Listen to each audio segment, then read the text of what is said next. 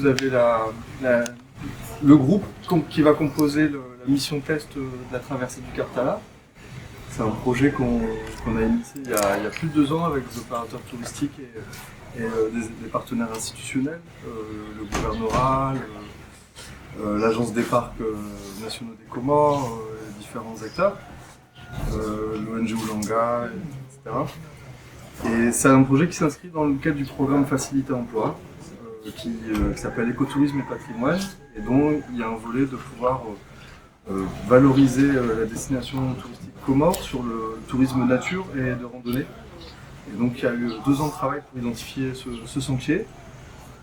Et aujourd'hui, c'est le lancement de la mission test. Donc toutes les participants ici, donc français et comoriens, vont partir pour 6 jours de marche à pied pour rejoindre le lac Salé.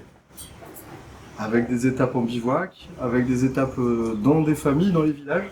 Ils vont pouvoir découvrir, pour ceux qui ne connaissent pas, il y en a qui viennent pour la première fois aux Comores, ils vont pouvoir découvrir la culture comorienne et tester l'accueil comorien. Et donc voilà, on est très ravis de cette concrétisation. J'ai juste pris un moment de venir vous souhaiter bon départ et surtout une journée pleine d'énergie. Du courage parce que vous en avez besoin.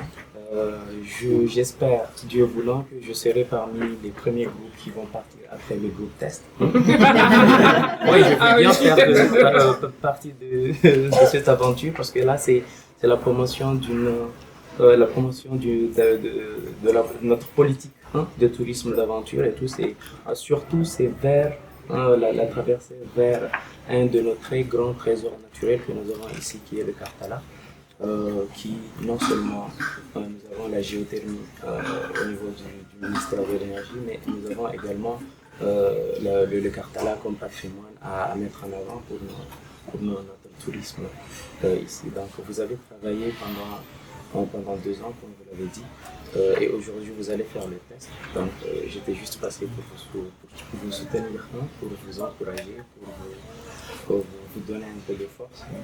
Donc je vais remercier les initiateurs, les organisateurs de formation, tous ceux qui ont participé, les acteurs qui ont participé à cette formation. Je vais féliciter également les récipiendaires et j'espère qu'ils vont restituer cette formation auprès de eux parce que, vous l'avez dit, ça entre dans le cadre de la politique de facilité emploi. Et nous savons combien le tourisme est une opportunité économique.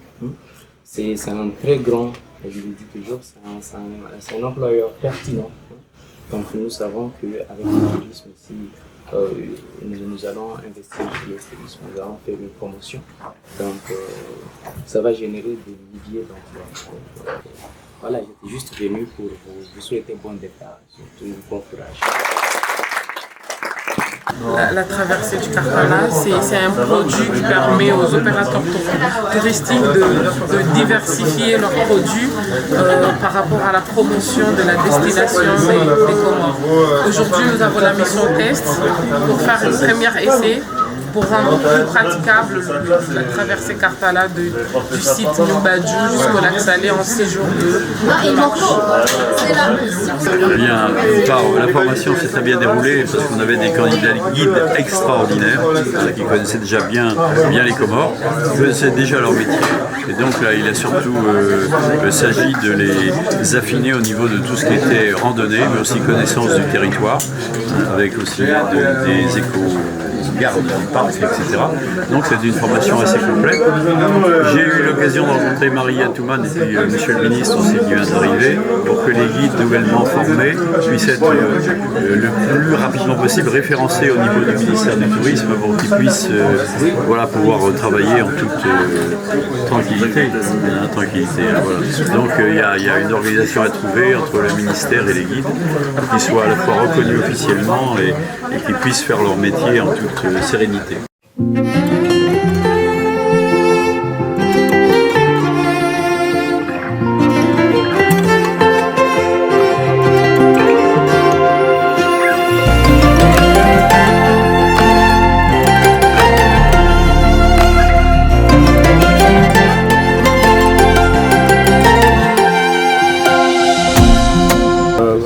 vous allez arriver, se léguer au niveau de Djumachongo. Alors, quel est le programme à faire?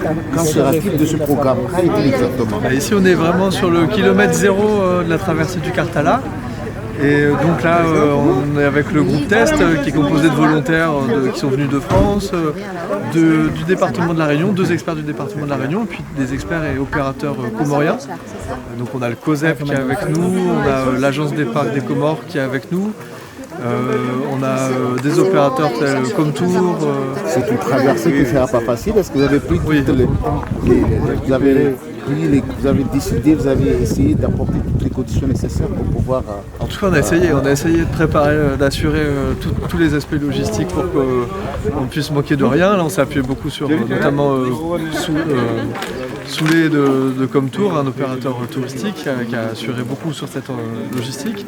Puis après, on est content d'avoir justement le COSEP avec nous, avec un agent du COSEP qui pourra aussi être un référent sur les premiers secours. Est-ce que vous êtes arrivé de faire un essai, un test avant de faire appel à... Oui. Il y a eu beaucoup de travail de repérage avant. On avait une commission avec le gouvernorat qui était justement chargée d'identifier différentes possibilités d'itinéraires. Et donc ça fait à peu près 2 ans de travail. Donc il y a eu des tentatives qui ont été... on a pas mal d'expérience. Vous estimez que vous allez réussir? Vous êtes optimiste là-dessus?